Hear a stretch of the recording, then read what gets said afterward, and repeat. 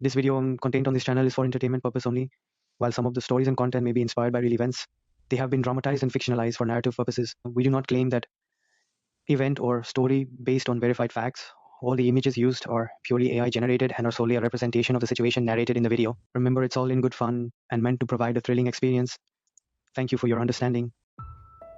ये कहानी एक फैमिली की है जिस फैमिली को अपना घर खाली करना पड़ता है।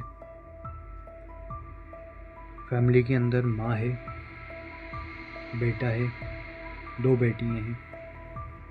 घर खाली करने की वजह किराया ना दे पाना। कुछ दिन यहाँ वहाँ भटकने के बाद कोई उन्हें बताता है कि एक घर है जहाँ पर वो शिफ्ट हो सकते हैं। घर काफ़ी लंबे टाइम से वीरान खाली पड़ा है, जिसकी वजह से काफ़ी कम पैसों के अंदर मिल सकता है। लड़का जाता है, बात करता है घर की, घर किराए पे मिल जाता है।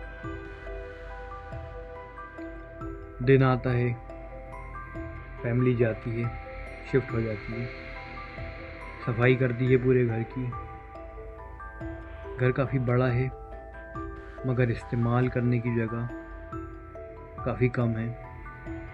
2 कमरों की सफाई करी जाती है और बाथरूम साफ़ किया जाता है और किचन साफ़ किया जाता है। सफाई के बाद पहली रात आती है। रात के अंदर देर रात में छोटी बेटी, जिसकी उम्र कोई 14 साल है, बाथरूम जाने के लिए उठती है। घर अनजान होने की वजह से, अंधेरी रात होने की वजह से माँ को उठाती है। माँ के साथ कमरे से बाहर निकल के बाथरूम की तरफ जाते हैं। बाथरूम कमरे से कुछ दूरी के ऊपर है। अंधेरा है, रोशनी बहुत कम है। बच्ची बाथरूम के अंदर जाती है। माँ बाहर इंतज़ार कर रही है। कुछ देर बाद बच्ची की चीखने की आवाज़ आती है और बच्ची चीख के एकदम से बाहर आती है। माँ पूछती है क्या हुआ। बच्ची बताती है कि मैं बाथरूम में थी, मुझे नज़र आया कि 2 आँखें मुझे देख रही हैं, जिसकी वजह से मैं चीख के बाहर आई। माँ डर के बच्ची को हाथ थाम कर उसे कमरे में ले जाती है। रात गुजर जाती है। सुबह उठ के जब देखती है तो बच्ची को तेज़ बुखार है। बच्ची के चेहरे की एक तरफ जैसे किसी ने चाटा मारा हो ऐसा निशान है। बच्ची काफ़ी डरी हुई है, बीमार है। माँ बेटे से बोलती है कि ऐसा ऐसा हुआ है रात में।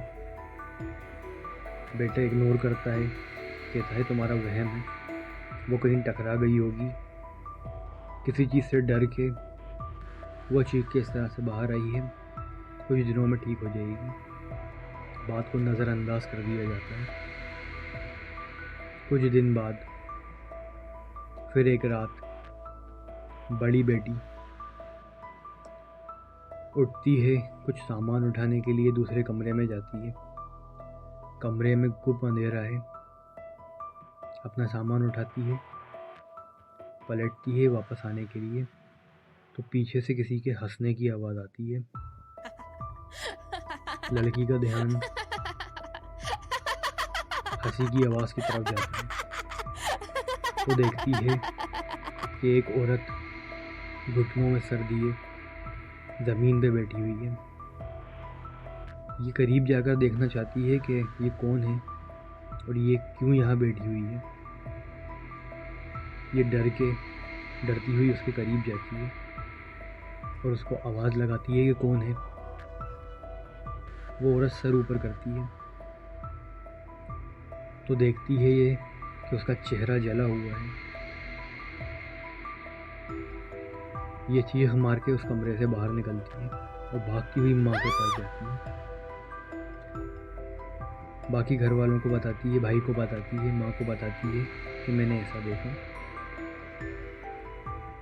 भाई जाता है उस कमरे के अंदर, जाके देखता है तो वहाँ कुछ नहीं है। भाई कहता है तुम लोगों को वहम है, ऐसा कुछ नहीं है। मैंने जाके देखा, वहाँ कुछ नहीं था। बात आई गई हो जाती है। कुछ दिन गुजर जाते हैं, फिर एक रात आती है, पूरी फैमिली सो रही है। सोते में से माँ की नींद खुलती है। माँ की नींद खुलती है घुंघरुओं की आवाज़ से, जो कि कमरे के बाहर से आ रही है।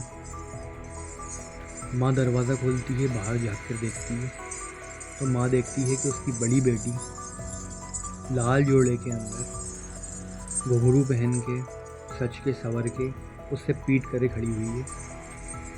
माँ हैरान रह जाती है कि ये क्या कर रही है, इतनी रात गए ये यहाँ खड़ी हुई है क्यों। जैसे ही ये अपनी बेटी को आवाज़ देती है, बेटी दौड़ती हुई जीने चढ़ जाती है। ये बेटी के पीछे भागती है।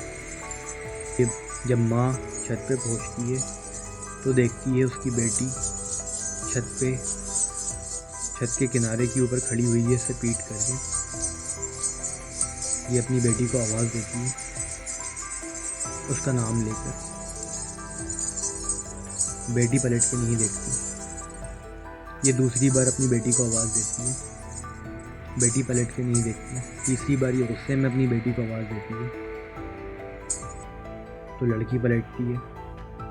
लड़की पलटती है तो वो इसकी बेटी ही होती है, मगर अजीब तरीके से मुस्कुरा के अपनी माँ की तरफ देखती है और कहती है, मैं तुम्हारी बेटी नहीं हूँ। ये देख के घबरा के माँ नीचे उतरती है, दौड़ती है और कमरा बंद कर लेती है। दूसरे दिन अपने बेटे को बताती है रात का ये वाक़या। बेटा कहता है कि तुम लोगों को वहम हो गया है, तुम लोग न जाने कैसी बातें कर रहे हो, ना मैंने ऐसा कुछ देखा है। अगर ऐसा कुछ होता तो मुझे भी नज़र आता ना। बेटा माँ की बात को नहीं मानता, टाल देता है। कुछ दिन गुजर जाते हैं। एक रात की बात है।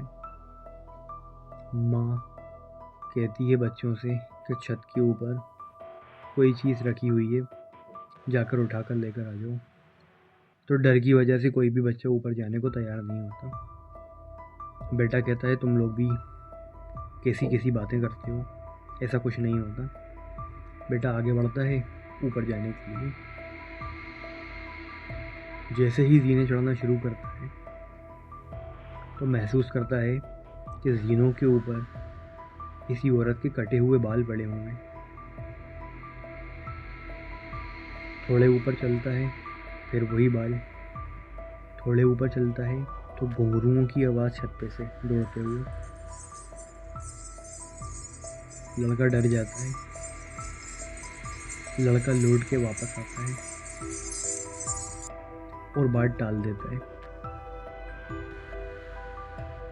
कि जो चीज़ तुमने मंगाई है वो छत पे नहीं है।